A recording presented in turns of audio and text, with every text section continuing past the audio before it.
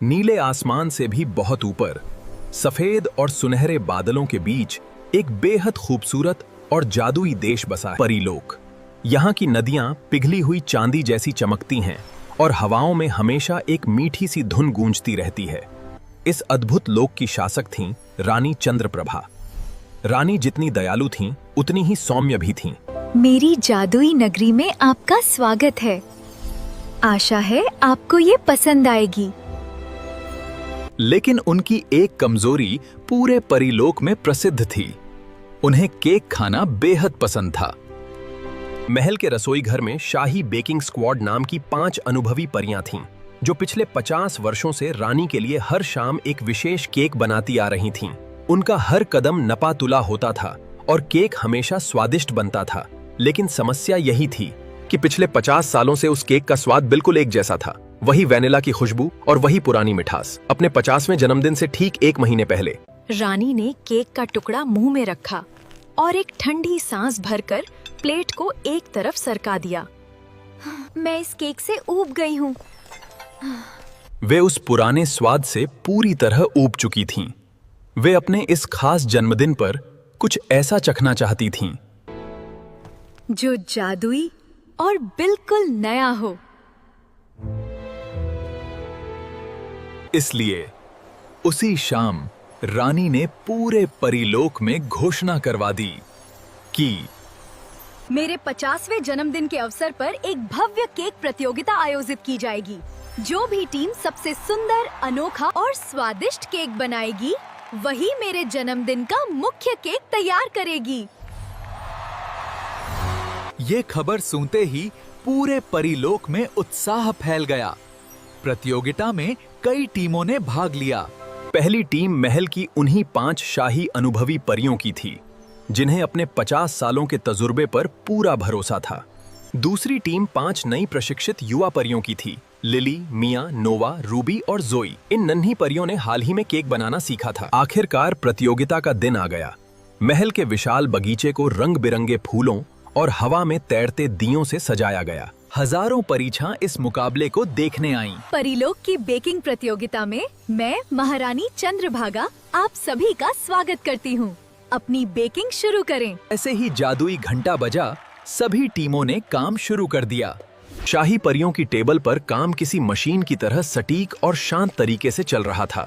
वे हर सामग्री को नाप तौल कर डाल रही थीं। दूसरी ओर नन्ही परियों की टेबल पर घबराहट में गलतियां होने लगीं।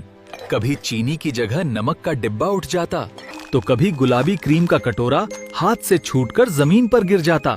आसपास खड़ी भीड़ उन्हें देखकर हंसने लगी, जिससे रूबी की आंखों में आंसू आ गए और उसका हौसला टूटने लगा।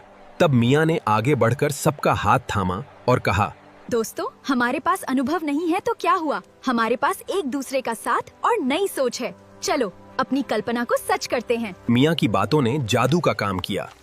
5 नन्ही परियों ने एक नए जोश के साथ काम शुरू किया और तय किया कि वे कोई साधारण केक नहीं बनाएंगी। उन्होंने केक के बेस को एक सुंदर घाटी का आकार दिया।